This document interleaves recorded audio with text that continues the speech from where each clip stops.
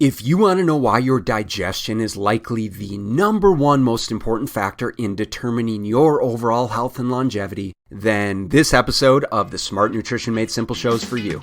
Welcome to the Smart Nutrition Made Simple Show, where each week you will hear the real-world experiences, life lessons, and guided principles that every highly driven man needs to master their health, productivity, and relationships by sharing conversations with the world's most successful people in fitness, nutrition, supplementation, and mindset.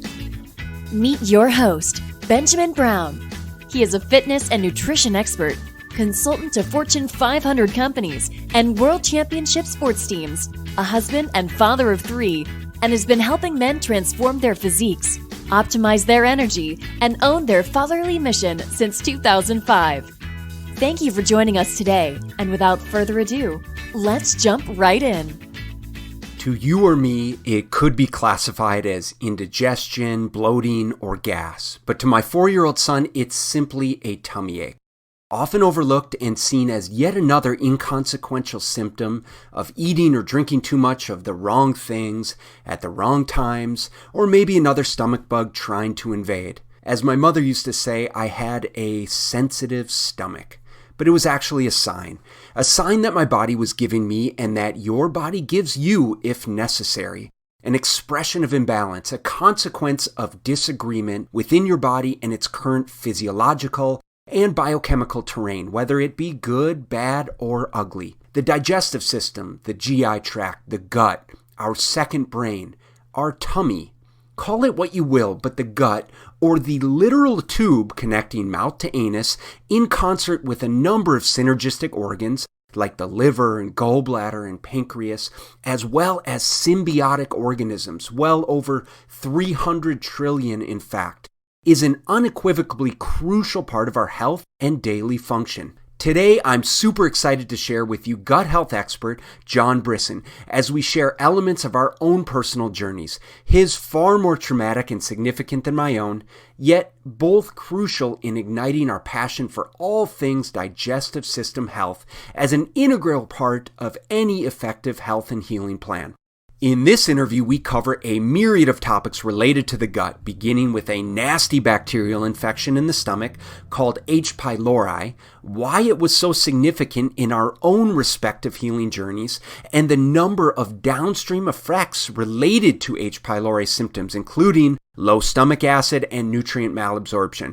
As we move down the digestive canal, we'll discuss the prevalence of gut disease, including Crohn's and ulcerative colitis, as well as a breakdown in bacterial population control, leading to maladies like Candida and SIBO. Lastly, we'll discuss the mind-body-gut connection and maintaining a healthy relationship with food, as well as a couple ways to support your gut with supplementation. As you'll hear right away, John is an extremely smart and biochemically literate clinician, so hang in there if you get lost in some of the technical jargon, as I think I'm able to bring things back to basics as much as possible and will guarantee that you walk away from this interview with some solid clinical pearls to help you start to improve your gut health today. Make sure to check out the show notes for all of the relevant links, as well as special supplement link for you to purchase your practitioner-grade products at a 20% discount. And if you enjoy listening to the show, then do me a huge favor. Please leave a positive rating and review in iTunes so that I can get more eyes and ears on our content,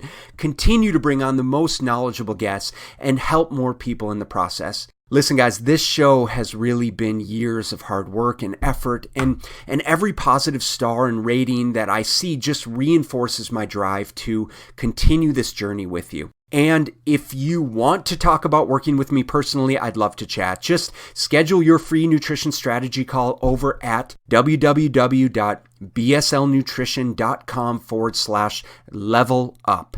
That's it for today. Here's John, and enjoy the show. John Brisson, welcome to the Smart Nutrition Made Simple show. How you doing, brother? Doing well, Ben. Thank you for having me on. It's a pleasure to have you. I've been really, really excited for this interview after kind of doing my homework and listening to some of the podcasts you've been on. I'm reading some of your materials, your Fix Your Gut supplement guide. I knew right away just from listening to you that we would absolutely resonate. And I knew that you were absolutely an authority in the field. And so it's just an honor for me to be able to share your wisdom and knowledge with my audience. So John, tell me what's been going on in your world, man. What are you working on right now? Nothing really. I mean, I guess that more than just, try to get more blogs out, try to do more videos, try to start the Fix Your Gut podcast up with my partner, Jason Hooper. Great. Our last episode I'm going to publish soon was on Alzheimer's disease. Of course, if it's linked to herpes simplex 1, which seems to be overlooked by conventional medicine.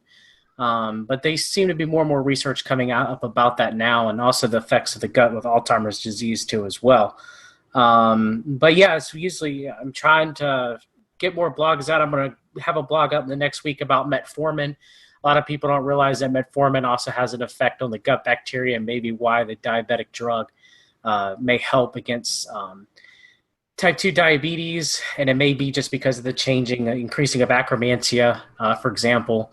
That may be one of the major focuses of why it works. I know it's also used as a longevity drug, but in some people, there have been cases where metformin does, mess up their microbiome. Yes, for sure. Too as well.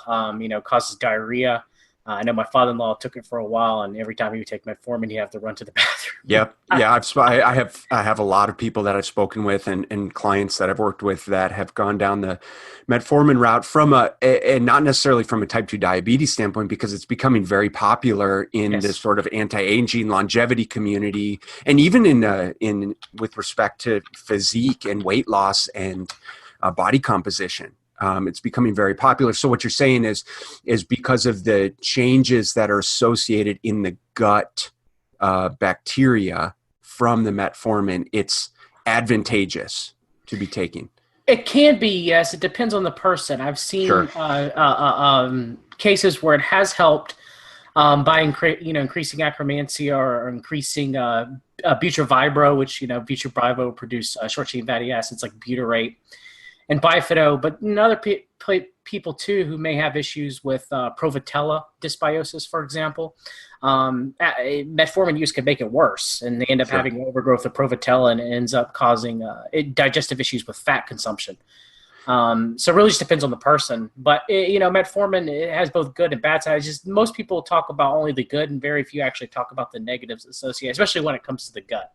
Well, it's cool that we're actually, scratching the surface with a lot of the research now beyond just the type 2 diabetic effects. I know there's research coming out on metformin regarding sort of the impact on muscle tissue synthesis used around training windows and whether it's, beneficial or not. And so it's very interesting. I mean, it's just very interesting to see the scope that this pharmaceutical drug has the potential to affect.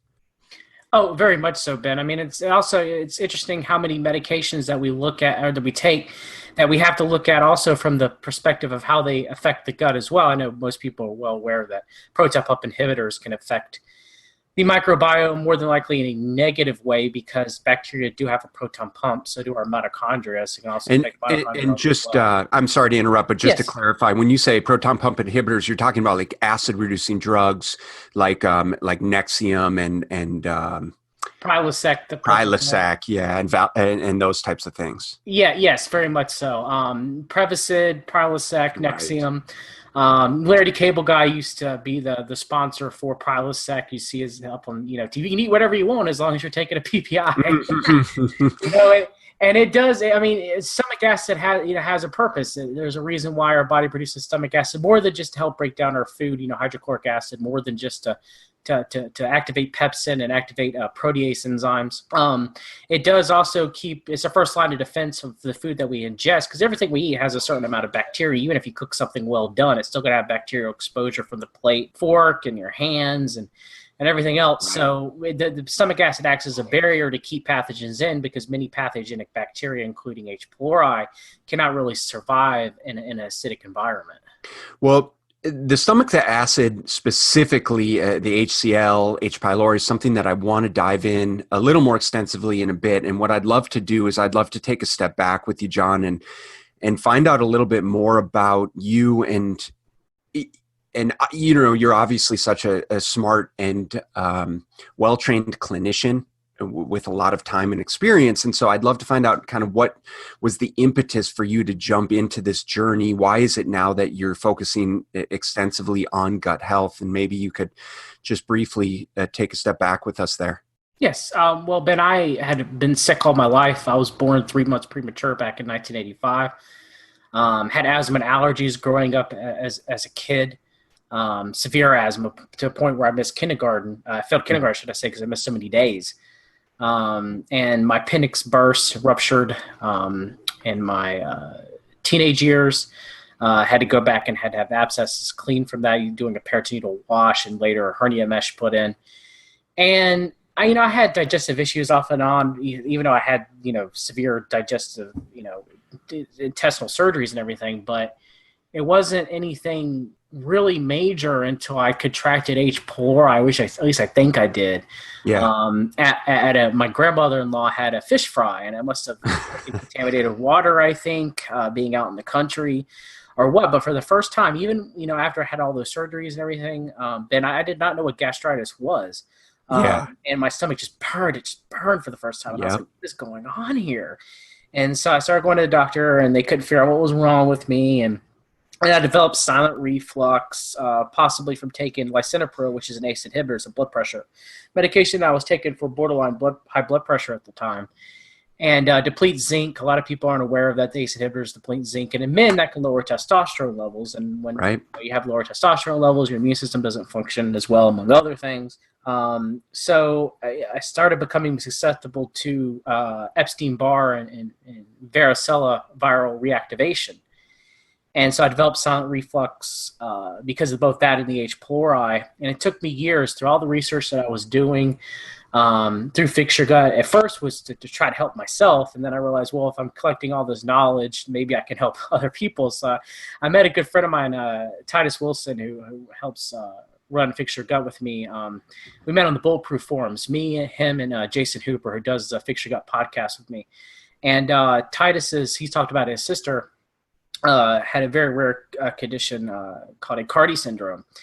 And her corpus callosum wasn't formed correctly, which, people have had their corpus callosums, the part that, connects the brain hemispheres together, cut to prevent it against seizures in the past. But for her, because of other brain abnormalities and everything, it caused her to be severely physically and mentally handicapped. But I thought maybe if we could reduce the seizures and get her immune system under control using CBD oil and, and sunlight exposure, proper circadian rhythm, and a few other things, then maybe she would start to improve. And, she has somewhat. She's actually showing emotion and smiling now and everything. And I do think a lot of her handicap has to do with her brain constantly having seizures previously in the past that aren't really occurring anymore because of those methods. So, with him, we decided to form Fix Your Gut. And then, of course, with my own issues, I had a son who was born with an extremely rare medical condition called congenital myopathy with excess muscle spindles. It was six diagnosed in the world with it. My middle child, Abel. And, of course, they had no idea about the disease. They said he wouldn't live past a couple of months, if that. I remember the local doctor that was head of the neonatal unit at Kafer Valley, I won't give out his name, told me it would probably be better off, Ben, if my son would just have passed away in the womb. Oh, that's awful. Suffer so much. So they transferred him to UNC. They did a muscle biopsy in the Mayo Clinic. One doctor happened to see something very similar to what my son had at the time. And he goes, well, I think it's kind of related to Costello syndrome, which is an HRAS gene mutation. So maybe it's this condition. So they call it, what I mentioned earlier, the acronym is CMEMS. So we took him home. He was actually on a ventilator at the time. And by a miracle, another way I can explain it, he coughed up the ventilator tube when my wife and I had made the decision to take him off of ventilation. Oh, wow. And he was able to breathe better off the ventilator than on it. So there's no medical explanation for that. His lungs should have atrophied for the months that he was on the ventilator. His muscles should have atrophied. But he did it. And so we took him home on hospice, and he started actually recovering. Then he started getting on the mend. I started doing a homemade formula with him.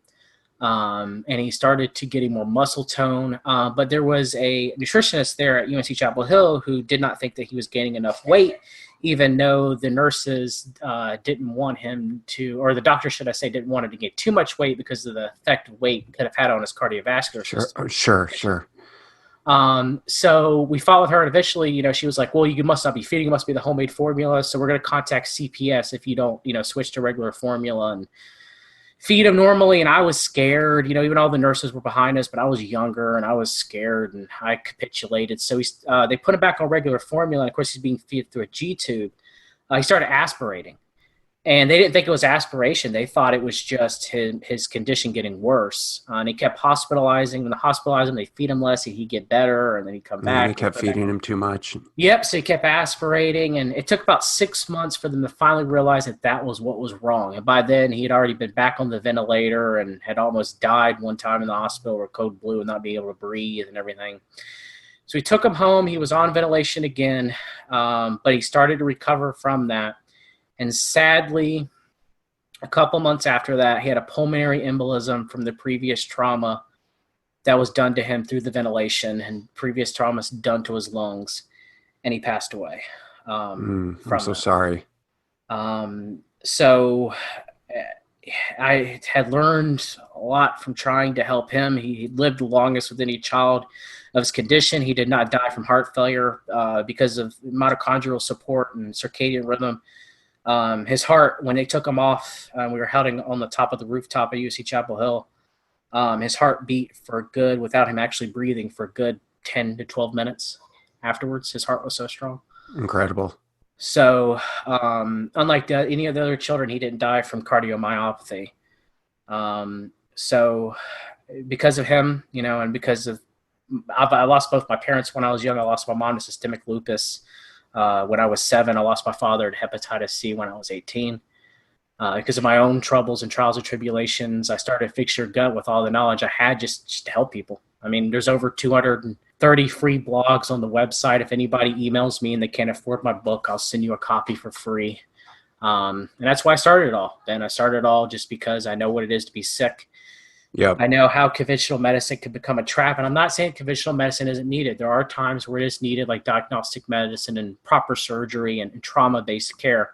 But Sure. I think for many people with chronic diseases, it fails them. Clearly through all the trauma in your life, through all your own personal experiences, you've learned so much. And I know that you've been able to help so many people along the way. So, it's cliche to say everything happens for a reason, Yes. and of course, but I know that, I'm confident that the world's a better place because of the position that you're in and the knowledge and experience that you have today, especially because I resonate so much with the things that you talk about from reading through your blog and listening to the podcasts, and so much so that I know the audience is in good hands listening to you and being able to consult with you as well. So John, I thank you so much for sharing that story with us.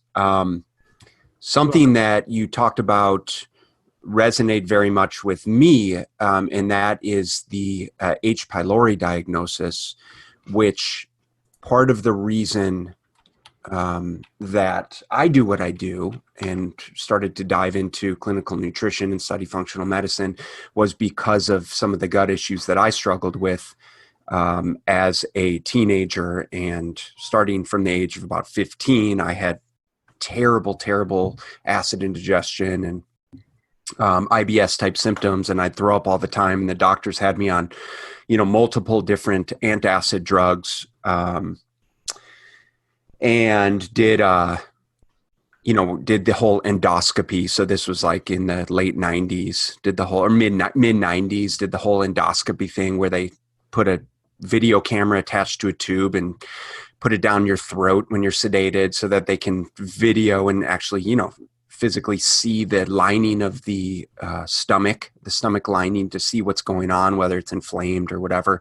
And, they couldn't figure out what was going on. I mean, yes, it was inflamed, so it had this sort of gastritis going on, but they didn't know what it was, and sort of left me in limbo.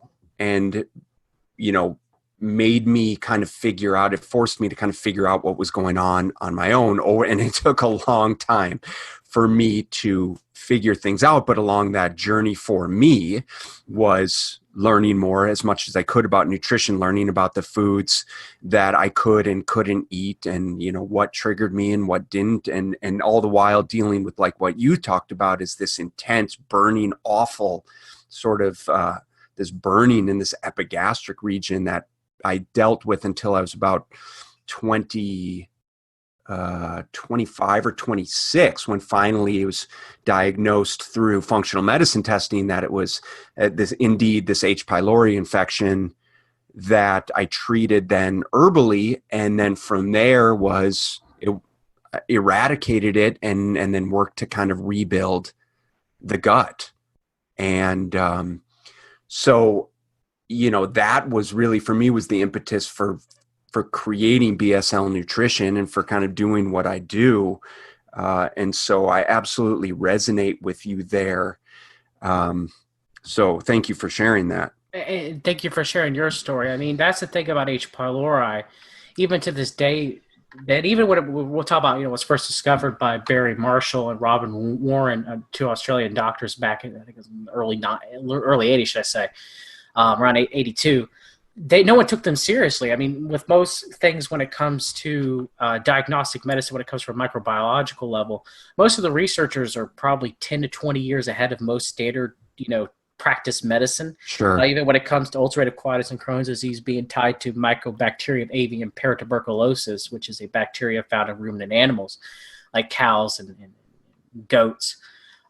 So with H. pylori, it took Marshall to literally isolate H. pylori, make a concoction, drink it, then give himself gastritis for him to even be taken, and treat himself with antibiotics for him to be even taken seriously. So, you know what, could you explain just very briefly exactly what H. pylori is? Yes.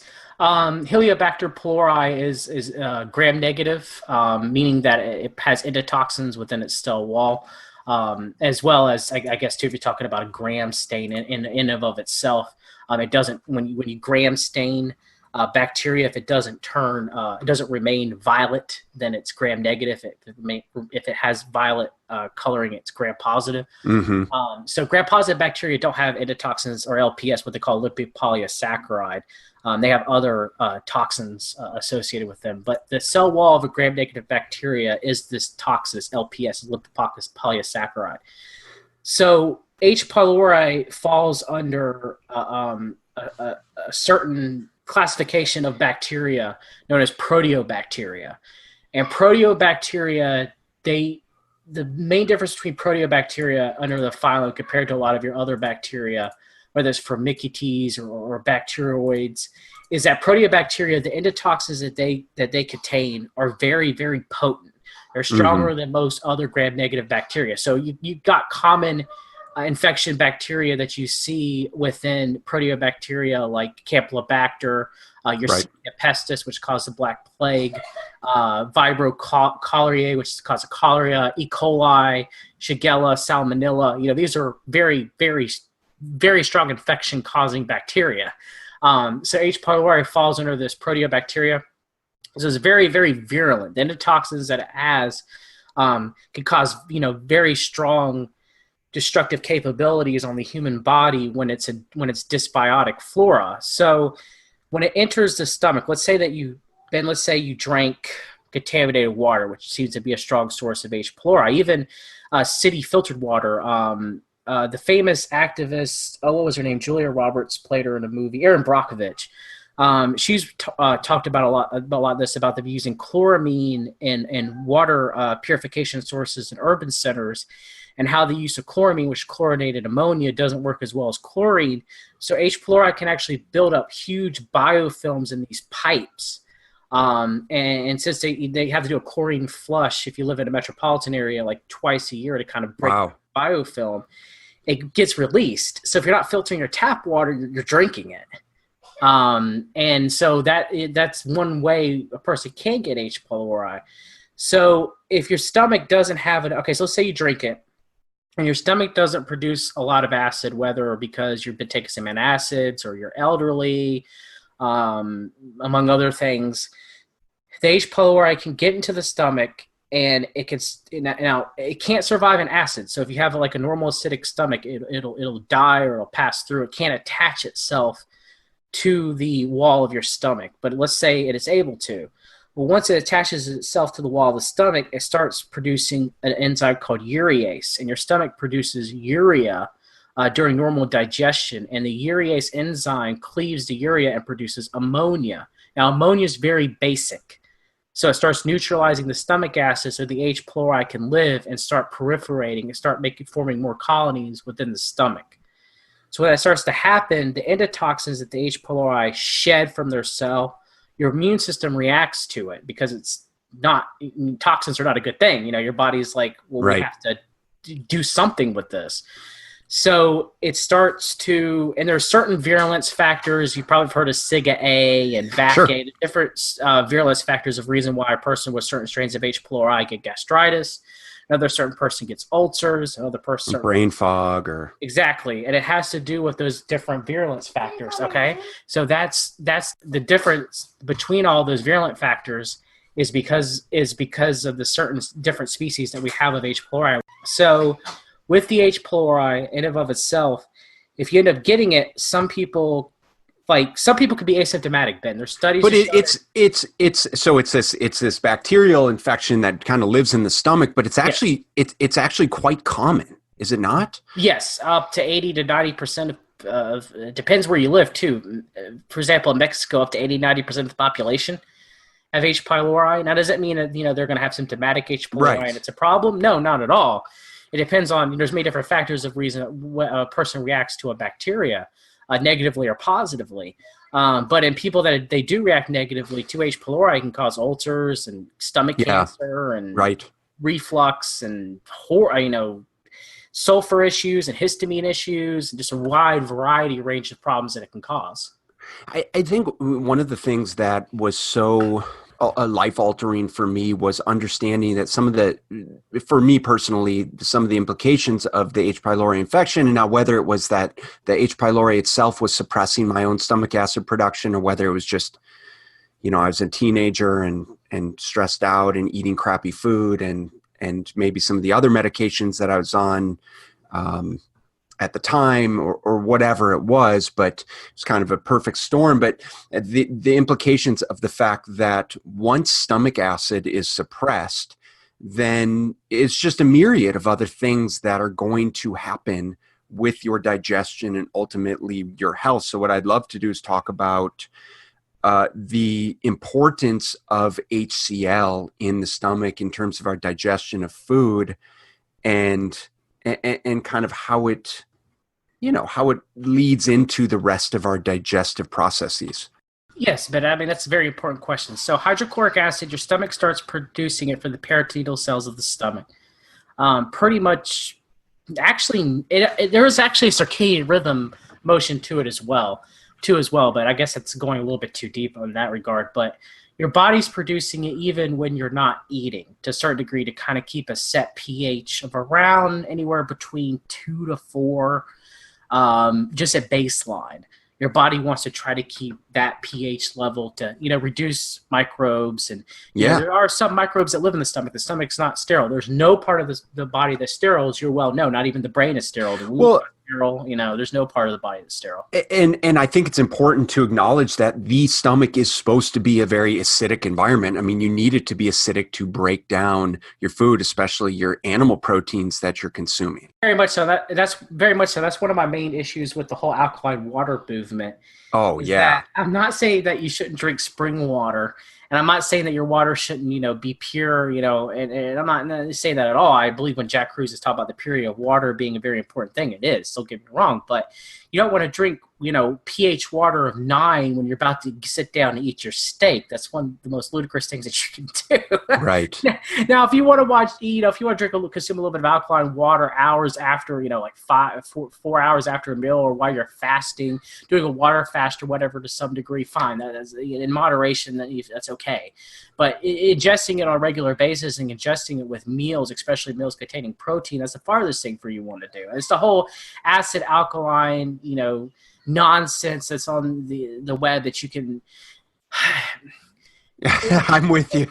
I'm with you, buddy. I don't for digest. Okay, there's certain parts of the body that are acidic, and there's parts. It's like the small intestine. The blood maintains the acid alkaline balance, and that's what's important. It's not just because you're eating alkaline foods, all of a sudden you're making your body alkaline. Like you're. That's what homeostasis is. That's what the body does. Yes, I know, and it's ludicrous to me. I mean, people are like, well, I eat lemons and they're alkaline, right? Well, yeah, the pancreas has to, the more acidic your stomach chime is, the more sodium bicarbonate has to be released by your pancreas into the duodenum, and a little bit more that gets released into your bloodstream, just a little bit, because it's between that 7.2 to 7.4 your body maintains it at. So most of the time when people are checking their pH, I don't go on a little bit of tangent, but they check their pH on their urine, that's from your diet. That's not it doesn't, right. And it's almost irrelevant. But so what are some of the things? So we understand like this stomach acid, this hydrochloric acid that our body naturally produces in the stomach is incredibly important. And there's a number of things that can impact our own body's production, like H. pylori, as this stomach infection like you and I both experienced. Now, what are some other things that, because if we are not producing enough stomach acid, then we're going to be consuming food and it's not going to be properly broken down. No, it's not, especially certain enzymes that break down protein. Pepsin's not going to be produced properly enough. Our stomach is going to be more of a hospitable place to a lot of these pathogenic bacteria that prefer a higher pH. Our stomach does have some bacteria in it, like lactobacillus strains, the Peptostreptococcus, and stuff that's supposed to be there, but H. pylori is not supposed to be there. So an acidic stomach, it really can't survive. And so, if it does, it burrows itself and becomes inactive in the mucosa of the stomach. And that's why some people like me, for example, every so often, if you have H. pylori, it could definitely be reactivated again, because it's almost impossible to kill every colony forming unit of a bacteria. Yeah. Most of the time you're left with a real little bit remnant of it. It's not like a virus. It's not like getting over the rhinovirus, for example. Some viruses do stay in the body, like Epstein-Barr. They live in the cranial nerves. But so stomach acid does, multiple things. Like you said, breaks down foods and it activates certain enzymes. It's important for the migrating motor complex too as well, because as the stomach becomes acidic, the small intestine gets ready, like I said, mentioned earlier, for the pancreas to release sodium bicarbonate, for the gallbladder to release bile if you have one. If not, the liver dumps it. But the body is for the motion of the migrating motor complex, the 4 waves of peristalsis that happen through your entire digestive system. A proper pH of the stomach for the pyloric sphincter to open up properly, for the LES to start to tighten. All those, the migrating motor complex of the whole entire body, pretty much digestion in and of itself, a lot of it does hinge on proper pH levels of the stomach. Yeah. And so without that, you can start getting constipated and bloated and dysbiosis, and a lot of that comes from having, either improper stomach acid production, which sodium is required for the production of hydrochloric acid. You do need sodium. Proper amount, good sodium, like real salt. But John, sodium is going to elevate my blood pressure, and so I probably should avoid it. Now, Ben, come on, now. That's one of the most ludicrous. I wrote a blog about salt. It's a great blog. It's a great one. And it irritates me so much. It's within the margin of error that unless you're consuming like 20 grams of sodium a day, and then yes, of course, it will start causing a potassium imbalance. But have you read what's it called, The Salt Fix by James D. Nicolantonio? I think so. I've also read Dr. Brownstein's book on salt too Yes. as well, but it's been a long time. Well, we won't go down that the sodium rabbit hole, except that to say that sodium is a good thing. Obviously, it's individual dependent, but the whole kind of recommended daily allowance of like 2,300 milligrams is nothing. It is nothing, and most people need more sodium to be healthier, to experience optimal health. Absolutely. Jumping back into the stomach acid, what are some of the things that can suppress? So, let's talk aside from these infections. What are some of the things, just your average Jane and Joe, what are some of the things that can suppress their body's stomach acid production in general? Improper sleep and stress, for one, Okay. both of those can. So that's every single person. They'll have an effect on the proton pump to some degree. Medications, antacids, proton pump inhibitors, H2 antagonists. Okay, so that's a really good point. So what about when we are told that, what about when we're told that, let's say we're experiencing GERD or having a hard time digesting our food, and we're told that, okay, you need to take a acid suppressing drug. What's going on? Why would you? That's the old, that's the old outdated look at reflux. I believe most cases of reflux are caused by not having enough stomach acid production, or having an elevated stomach pH, I guess is a more scientific way of saying it. But yeah, in most cases that, what does that lead to? That leads to upper gut dysbiosis. You start getting bacteria in the upper gut that happen with protein fermentation, and your stomach has a slower gastric emptying time, or takes the time it takes for the food to exit the stomach into the duodenum. So you have fermentation in the stomach that's not normally there. Right. That produces excessive gas, which puts pressure on the lower esophageal sphincter and causes you to reflux into the esophagus. Or like me, if you had silent reflux, your upper esophageal sphincter doesn't work, so you reflux into your oral cavity. Right. But yeah, that's what I had too. Yeah. That is the cause of reflux. It's not, your body makes too much stomach acid. That's, again, conventional medicine treating the reaction and not the initial problem to begin with. There's other, some people could have poor posture. Some people could have hiatal hernias. All that's going to have gastric bacter as well. But for most people, it is having, a lack of proper stomach acid production or a higher stomach pH causing that. Well, that's what I think is a really important point that I want to hit home here. And this is certainly not to bash conventional medicine. Of course, it has plenty of faults. But with respect to digestion, what I want people to understand is that you're explaining so eloquently is that, more often than not, it's not an overproduction of stomach acid. It's an underproduction, a hypochlorhydria, right? An underproduction of stomach acid. Therefore, we need to do things that are going to help our body start to produce the right amount so that we can break down our food, so that we don't get this overpopulation of bacteria or fermentation of food in the wrong places in our digestive system. So what do you do? And I kind of want to just finish up on stomach acid and then kind of move down the road, because I want to talk about some of these intestinal disorders. But what are some ways that you help people improve this element of the digestive process? It's really easy, Ben. I drink, try not to drink as much water during meals. Obviously, you do need some water for digestion, but I'd probably keep it to about 4 to 6 ounces if possible. Because if you drink too much, you're going to suppress those digestive enzymes. That stomach acid.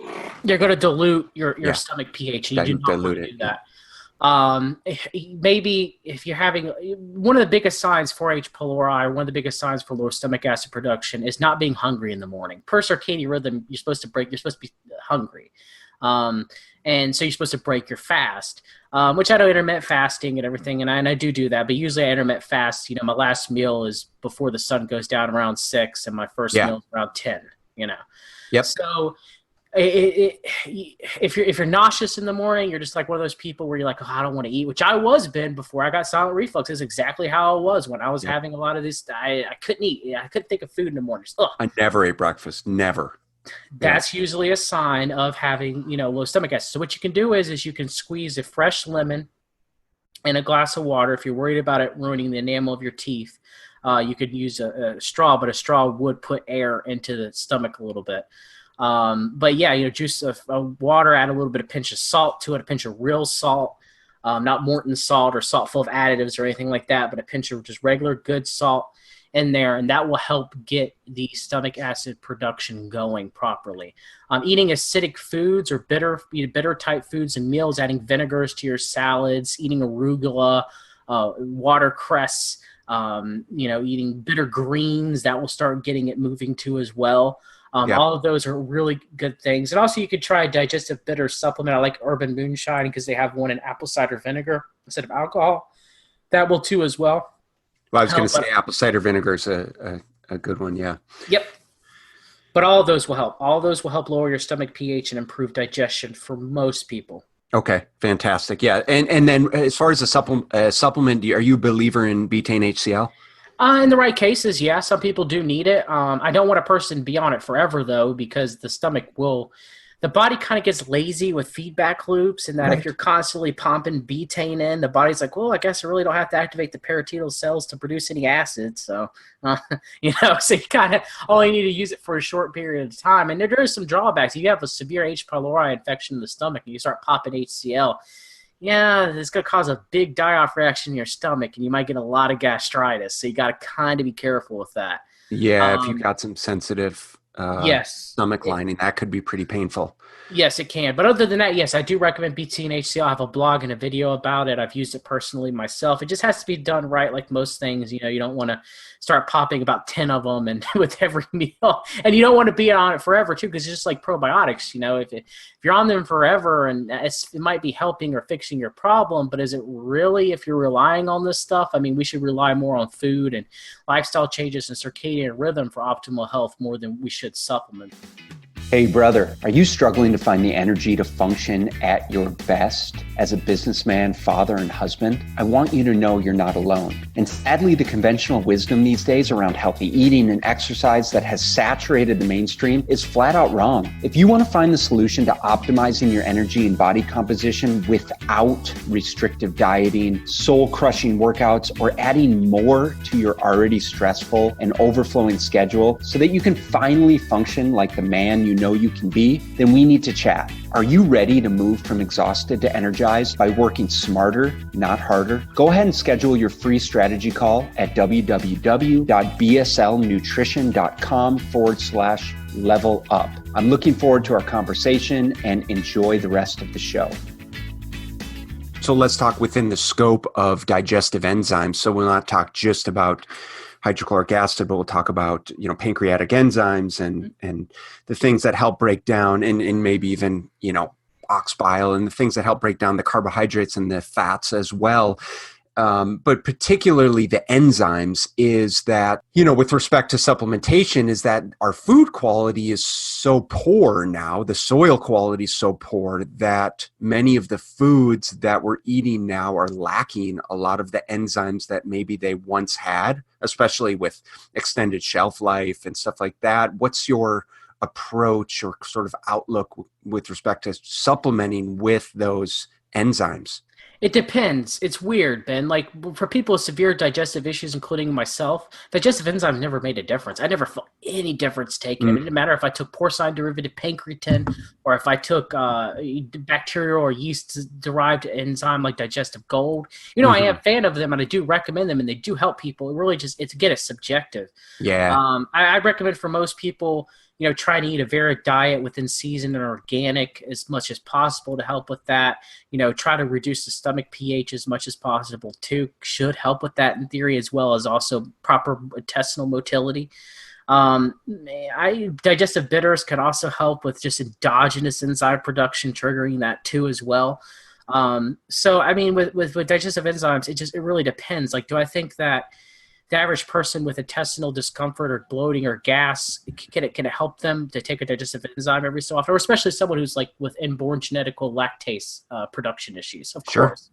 But so to be clear, that's people that do not naturally have the lactase enzyme that helps them break down dairy, the lactose, that the enzymes that come in dairy. So they're lactose intolerant. Is that correct? Yes, they're producing less of it. The gene isn't encoding the enzyme properly, so they produce less lactase, if any at all. So they have issues digesting ice cream, or milk, which has a lot of the milk sugar, lactose in it. So for someone like that, simply taking one of those enzymes could indeed be a game changer for them, just because it will allow them to maybe live a little bit. Oh, very much so. Or some people with gluten insensitivity, but not necessarily a celiac disease, could try DPP4, for example. And maybe they won't react to gluten as bad if they go to a restaurant. They're not 100% sure whether or not, there's gluten inside the food or not. Now, if someone with celiac disease, I can't make that recommendation at all. I myself have celiac disease. Okay. But I mean, someone with gluten sensitivity, DPP4 may help. There's many array different type of digestive enzymes, papain, bromelain. Bromelain, you got to be, then one thing, as we're talking about this, one thing I do want to say, Ben, real quick is, people with gastritis and ulcers have to be very careful when they take certain digestive enzymes, whether it's bromelain or papain or protease in a lot of these digestive enzymes. It can make the gastritis and ulceration worse from what I've seen. So I do want to make note of that. Yeah, and obviously if people are working with a medical professional and they're on PPIs, you got to consult with your physician, and don't, if you're taking Zantac, don't start taking hydrochloric acid. No, it doesn't make any sense. No, they're counterintuitive between the two. So you got to work through that. So with the increasing popularity in functional medicine, John, I feel like I feel like people are becoming a lot more knowledgeable, or being kind of diagnosed. I'll use that term loosely, quote unquote, diagnosed with more gut issues. And when I say gut issues, I'm talking about things specifically like candida, or SIBO as an example. Is this something that you're seeing in your practice? Are you having clients come to you with sort of the premonition that this is something that's already occurring, that they're already dealing with? Yes, in large amounts. And gastroenterologists have no idea how to properly diagnose. Many of them, some of them do. Some of them do, like Dr. Mark Pimentel and Dr. Allison Seibecker, but many of them have no clue. No clue. They're still labeling SIBO as IBS. Still to this day, even H. pylori, for example, for me, it took 4 tests. It took 2 endoscopes and 2 stool antigens. I still tested negative. I actually took 5. The last time I tested positive for the SIGA-A antibody on a GI map test. If I had all the symptoms, I finally said, you know what? I've been battling this for 7 years. I thought it was because of all the gastrointestinal surgeries I had. Might as well tackle H. pylori, and lo and behold, that's what it was. So it's very frustrating, because most people, they go to their doctors and they're having, bloating in around the belly button and maybe some diarrhea, and they're like, oh, well, it's just IBS. Well, no, likely it's probably small intestinal bacterial overgrowth syndrome. And what is that? And maybe you could briefly describe that and sort of how we approach that. Yeah, there's 2 different types of SIBO. Well, actually, there's 3 actually. There's a SIBO with constipation, SIBO with diarrhea causing, and SIBO which is alternating. So usually SIBO with diarrhea is caused by some sort of bacterial dysbiosis that produces hydrogen gas mainly, and it'll end up causing diarrhea, bloating around the small intestinal region, cramping, abdominal pain, possibly reflux for some people. SIBO with constipation is caused by another single-celled organism known as archaea, and it produces methane, and it usually is correlated with constipation, abdominal pain, and pressure. Sometimes chronic constipation. I've coached some people who have been constipated for 10 to 20 years, and at that point, usually it starts becoming more of a structural issue for being constipated for so long, more than just a microbiome issue at that point. Then there's also hydrogen sulfide SIBO, which usually causes an alternating SIBO of either constipation or diarrhea, which is caused by bacteria that are able to reduce sulfur into hydrogen sulfide. So usually people in those cases, hydrogen has a slight smell of flatulence or gas. Hydrogen sulfide has a very, very foul smelling flatulence, smells like rotten eggs. Not to be confused with C. diff, where the flatulences with C. diff infection smells like death. And methane has no odor whatsoever compared to popular culture. Well, that's a good subjective questionnaire for your clientele right there. Yeah. So there are 3 different types of SIBO, and they all present with different type of microorganisms being the cause. They both have all 3 have radically different approaches of how they should be tackled. Because archaea are resistant to many different types of natural antimicrobials and even antibiotics. So it can be difficult. SIBO, and it is a lot of relapse with it. So that's sort of, and this is well beyond the scope of my practice, but I've had multiple clients that have been experiencing these issues that have been sort of clinically diagnosed, whether it's through an actual MD or sort of an integrative MD practitioner, whether it's a naturopathic doctor, but nonetheless, it seems to be something that's very, very difficult to treat. Yes, it can be, because you got to tackle not only the microbiome, but lifestyle, epigenetics, circadian rhythm, motility. It can't just be giving someone supplements, right, and have them take this and you'll be fine, because once you've reached that dysbiotic point, it's people have recovered. Of course, many people have, sadly, if a few people haven't. But it's once you have SIBO, it's almost a chronic disease once it reaches that point. And that's one of the main issues with all of this, whether it's mainly conventional medicine, not so much natural medicine, is they kind of just treat it as gastrointestinal issues. And most gastroenterologists just throw their hands up in the air. They do the same thing with ulcerative colitis and Crohn's disease. But I can't tell you how many people in my own personal life, one of my best friend's father, my son's former occupational therapist, they're about to take out parts of his colon because he had ulcerative colitis. Yeah. And once you realize that, well, the cause, at least from what it seems, I think about 90% of the cause of both of those conditions is this one mycobacterium that's found in ruminant animals, causes a similar, there's a disease in ruminant animals called Johann's disease, and it causes the same exact symptoms of ulcerative colitis and Crohn's disease. All Crohn's disease is systemic ulcerative colitis. So okay, hold on. So you said that there is a bacteria or a chemical found in ruminant animals, so that in cows and goats and animals that have multiple stomachs, right? Yes. There is a bacteria called Mycobacterium avium paratuberculosis. Mycobacterium is a type of actinobacteria. Actinobacteria, also another one, is a very, very nice probiotic known as bifidobacterium. Okay, right. So mycobacterium, they're mobile. They don't really move. They're very slow growing. I mean, very slow growing. Okay, and they may cause one of the most strongest diseases out there, known as tuberculosis.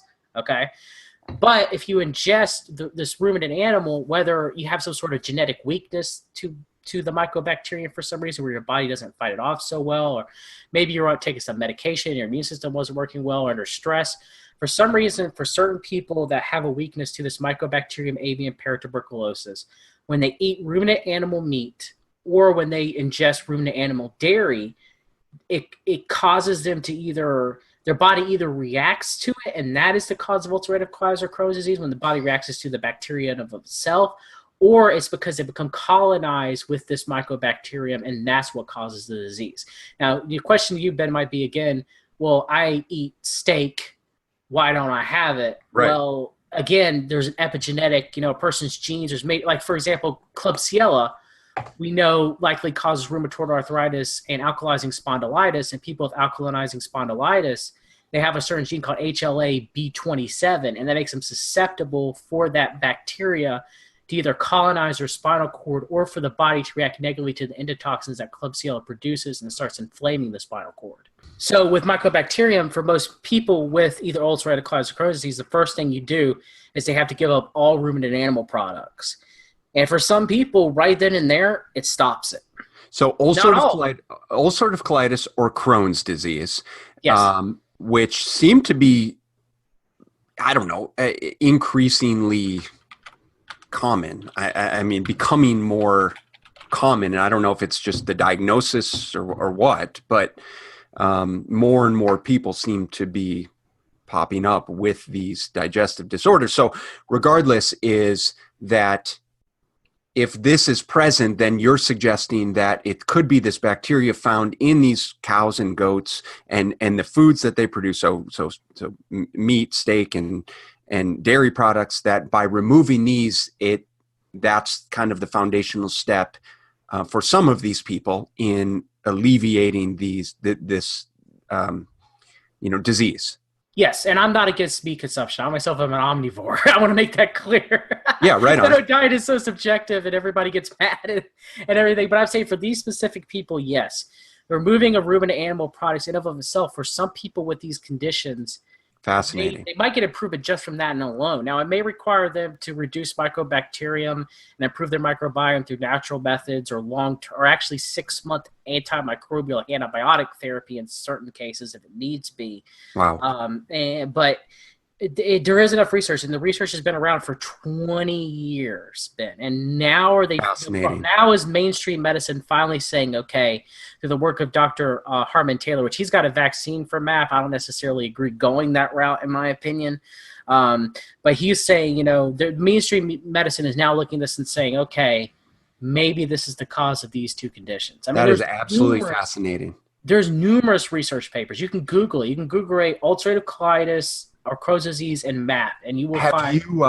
Have you done a blog or video on this? Yes, I've done a blog and a video, and it's in my book Fix Your Gut too as well. I've coached many people with both conditions. And you've helped them overcome these. Yes. Both my sons, in my own personal life, plus people I've coached, both my son's father, friends who's got Crohn's disease, and my son's former occupational therapist, both of them, and people I've coached as well. But I've known people in my own personal life of just doing these things and how they went in remission. So fascinating. I'll absolutely, for those of you guys listening, I'll make sure to include. I'll pull up that blog post and video of John, and I'll make sure to include it in the show notes below this interview. Dude, that's crazy. That's certainly the first. I mean, I heard you mention it previously, but I wanted to dig into it a little bit more. So I appreciate you sharing that. Now, do you think if there was sort of one thing that you could say regarding, so let's say someone is suffering from SIBO and they're sort of at wit's end. I mean, in terms of their clinicians don't really know, maybe they've been on multiple rounds of like these silly elimination diets to the point where, they're taking like this, only doing, what is it, like powder, medical food powder for like a week? Oh, yeah, I know what you're talking about. What are they called? The Elimination, whatever that. They're doing elemental diet type. Elemental, thank you. Yeah. Yes. What would you suggest? I mean, outside of setting up a consult with you? I definitely look into the work of Dr. Jason Horlak, who is a naturopathic doctor out of Tasmania. More and more, I align a lot of my research and a lot of my own conclusions with his own work. It's not so much like back in my early days of coaching people. I mean, 8-7 years ago, it used to be a lot of let's throw every natural antimicrobial in the kitchen sink at it, and then rebuild your gut afterwards. Yeah, that worked.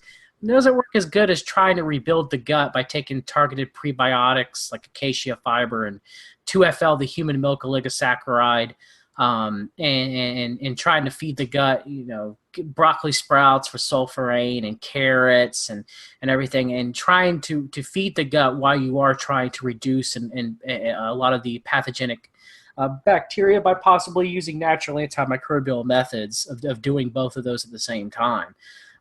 So that's more of approach of what I'm trying to do now, Ben, and it seems to work a lot better.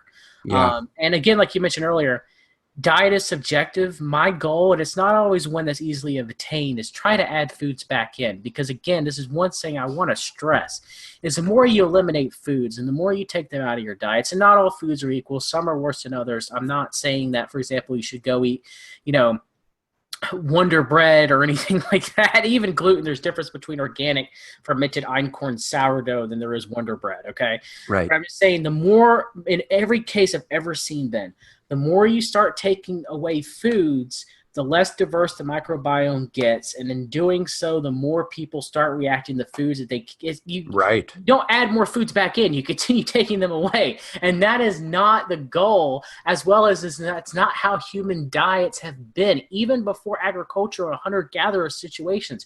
You ate what you can find of many diverse and local in foods. So it just boggles my mind of, people that are on AIP and they're like, well, I'm cured. And I'm like, well, now what do you do? Are you like, are you just on a limited diet for the rest of your life? And your gut's still leaking, your microbiome's still in havoc, but you're able to control it on said diet. It's so hard because there's so many foods that are reactive for people. And so that they start to wean down on things that they, know that they can be comfortable eating to the point where they're extremely limited. Yes. And then the stress involved with reintroduction and almost the premonition that certain foods are not going to be suitable for them or going to be reactive for them in and of itself is an issue. And that's kind of just what I'd love to touch on before we wrap things up is how much of our digestive health has to do, and just I think our health in general, I'd love your personal perspective on this, of our health in general has to do with our thoughts and, our preconceived notions about what is or what isn't healthy. It's kind of like a combination of the two, Ben. It's kind of, I do think we can set ourselves up for failure with self-fulfilling prophecies. That being said, I tried my best to will myself into better health, and that didn't happen. Mm-hmm. So it's kind of like a fine line, like you don't.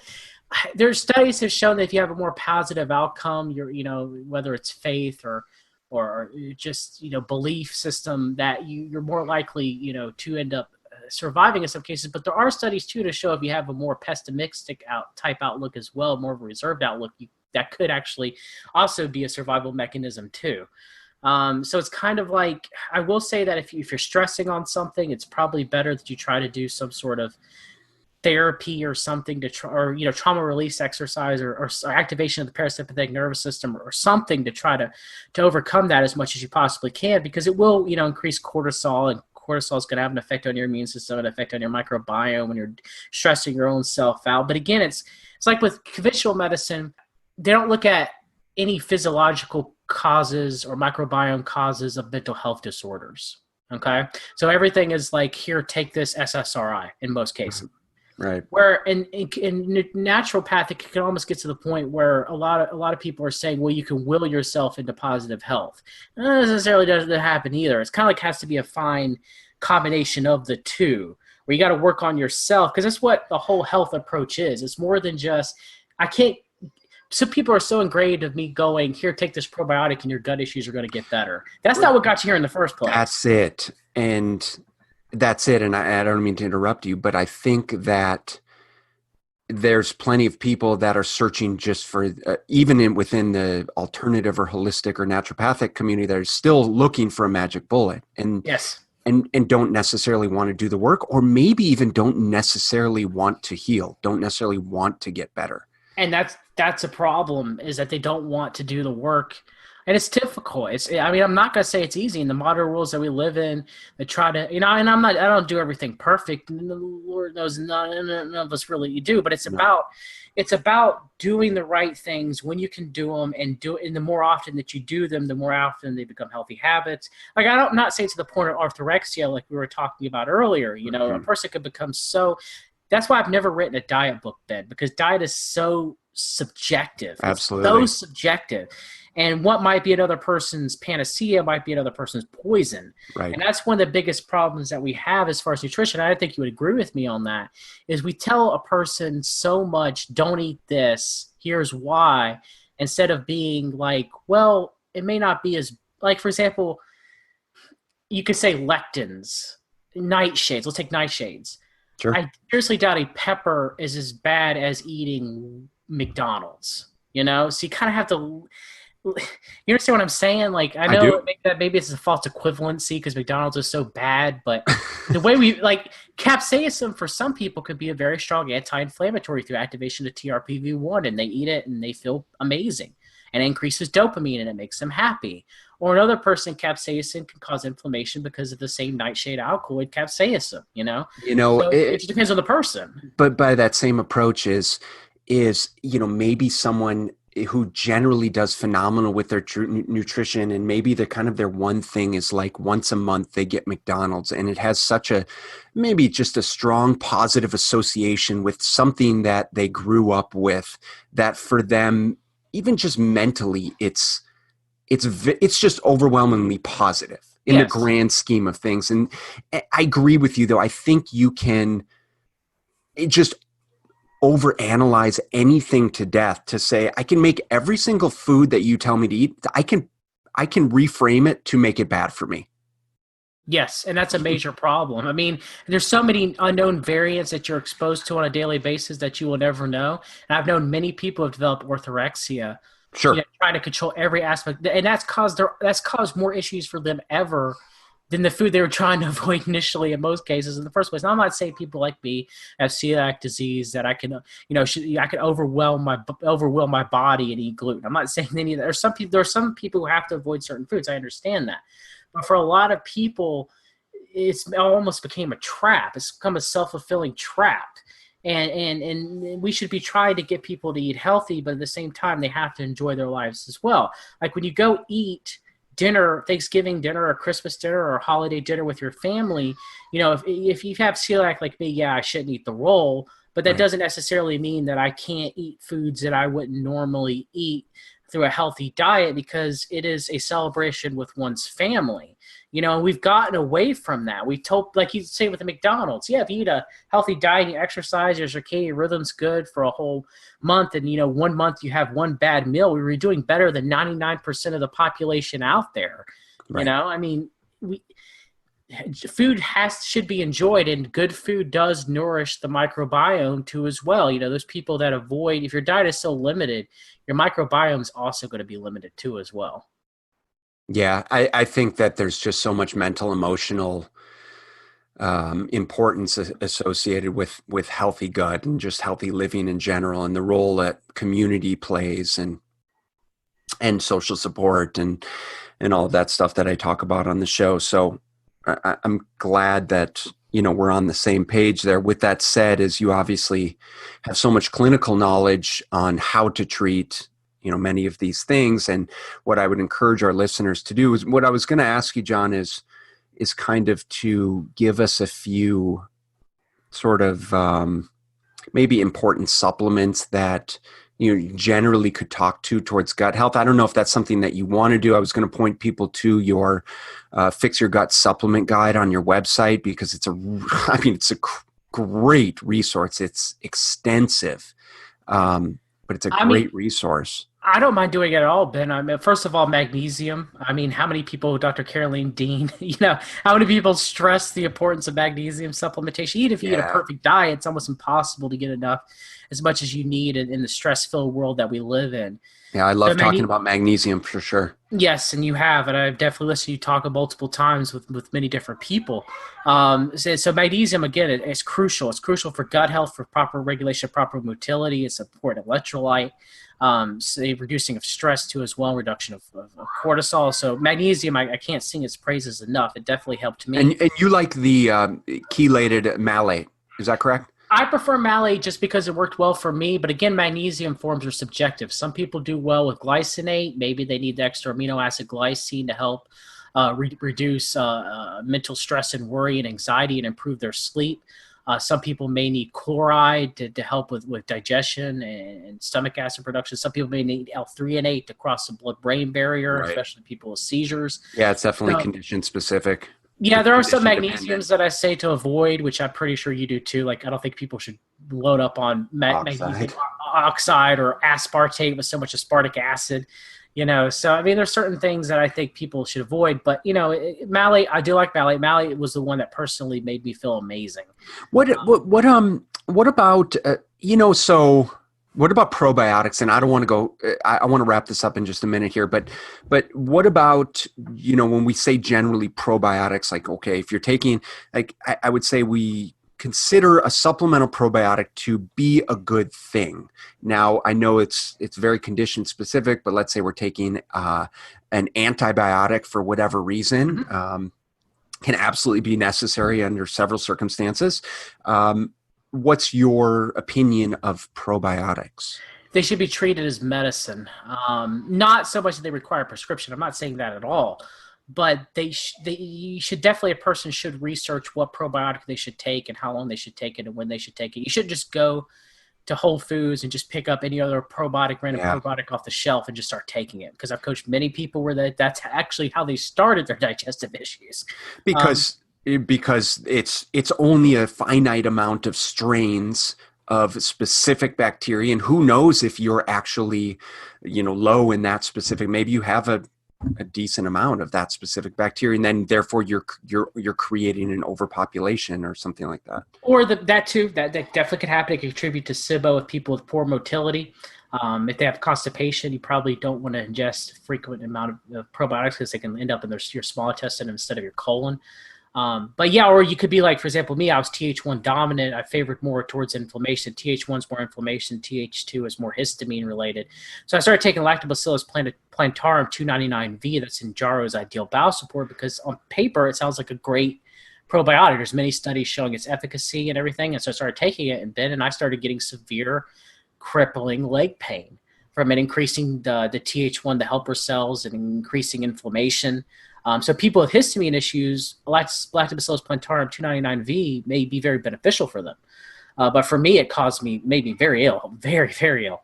So testing for your specific bacterial needs makes a lot of sense. Yes, and I'm saying, like, if you had one of the safer probiotics, in my opinion, is like Gut Pro. There's no histamine producing strains and no delactate producing strains or custom probiotics. The delactate free custom probiotic, taking those, for example, if you had an antibiotic or if you take an antibiotic for long term or you're hospitalized or something, for most people that probably won't cause them much harm and probably get a lot of benefit. Everything should be weighed on a risk versus benefit. In my opinion, and probiotics should definitely be one. As pylori, for example, if you're dealing with diarrhea or you're afraid about getting C. diff, as long as you don't have severe histamine issues, or suffer from severe constipation, you do very well too as well. Saccharomyces pylori. Oh, Saccharolardi, yeah. Yep. And so I definitely recommend researching Dr. Jason Horlick's work on individual probiotics and when they should be used. I think for most people, it shouldn't be like, you shouldn't take a probiotic that has like 20 strains in it, or like Equilibrium that has 100 strains in it, because for some it should be a combination of a couple of strains, probably no more than 10, that'll work very well for specific conditions. And one thing I forgot to mention real quick, Ben, about salt, is if you have H. pylori and you suffer from Th17 dominance, where you're having both histamine and inflammation. How do we know is that a genetic test? You can't test. I mean, there is a cytokine test, but it's very expensive. Most of the time when it comes to helper cell dominance, you have to go based off of symptomology. Okay, interesting. But if you do have H. pylori and you notice that salt makes your gastritis worse or makes you feel worse, there are studies have shown that people with Th17 dominant H. pylori, triggering H. pylori, salt can make the virulence much worse. So be aware of that. That's like one of the only few counterindications of salt that I know of. Interesting. That's one thing I want to make. But yeah, you're right. I mean, I actually prefer more dietary changes and more prebiotic changes and circadian rhythm changes of influencing the microbiome more than I do probiotics for most people. But I do recommend probiotics, and I do recommend them to my clients for sure. I just think it has to be more individually tailored, and you can't just pick a random one off the shelf and just start taking. No, that's what I like to hear. I mean, that makes a lot of sense, and that's I've moved away from even recommending any specific probiotics over the last several years because of that, and because we're starting to see all of these intestinal overgrowth and stuff like that. Why don't we do one more supplement that kind of off the top of your head you think most people could benefit from, and then we'll wrap it up. I'd probably say zinc carnosine. Cool. Which is zinc chelated to the amino acid L-carnosine. There's multiple studies of it reducing zonulin and improving reducing intestinal permeability and improving the gut junctions from closing. Also works very well in people with H. pylori because zinc has an antimicrobial effect on H. pylori, as well as Many males could be zinc deficient if you have low testosterone. Now, it doesn't really increase body zinc very much. Most of the zinc carnosine, because it's bonded with zinc is bonded with carnosine, it works directly on the mucosa of the intestinal tract, specifically the upper gut. But yeah, there's one more supplement that I can recommend if you're suffering from gastritis, ulcers. I mean, it's given by prescription for ulcers in Japan. H. pylori, any type of upper gut issues, leaky gut, brain fog, anything like that. You might want to try zinc carnosine. Now, is there a generally recognized dosage? It depends on which brand. I like Doctor's Best. It's relatively inexpensive. I usually recommend 2 capsules with each meal. And I would also say that the only counterindication of it for it that I know of is some people it can make your gastritis worse, and we quite don't know what that is, but it's very rare. It's just if people with severe histamine issues, severe asthma and allergies and hives, carnosine does, as amino acid, does contain some histidine in it, so it can cause histamine issues for those select people. Right. But other than that, it has been one of the best supplements for digestive health, and it's helped many people, including myself, that I've come across, Ben. Awesome, man. John, my mind is blown. It's going to take me a few days to process this interview, as I'm sure our listeners as well. So for those of you listening, don't be afraid to rewind it, listen again, and hit me up and let me know if you have any questions, and then hit John up. John, how can people find out, get in contact with you? Yes, you can find me at www.fixyourgut.com. I'm also Fix Your Gut. My book is also offered on Amazon. You can search Fix Your Gut on YouTube, Fix Your Gut on Facebook, Fix Your Gut on Twitter. They should all come up. And I definitely want to thank you, Ben, for having me on the Smart Nutrition Made Simple podcast. I listen to you. I greatly appreciate your work. You're one of the few lone voices out there in natural medicine that tries to do a more combined approach, which is very rare, Ben. And I want to applaud you for that. Definitely applaud you for that. Well, thanks, man. I appreciate that. I'm just trying to do my best and trying to give people the information that they need in a world saturated with just so much conflicting information. And so I know, you know how it is. Kind of sometimes we feel like we're on our own deserted island here, yes. Trying to give people the right info. And with that is I'm just trying to bring people on like you that I believe do have that information to share and are willing to share it freely. And so for those of you listening, 1, thank you so much for taking the time to tune in. 2 is if you feel like you are struggling with any of your gut issues, if you feel like you have gut issues, please reach out to John. Obviously, he's a wealth of knowledge, and I'll have all of his contact info in the show notes below.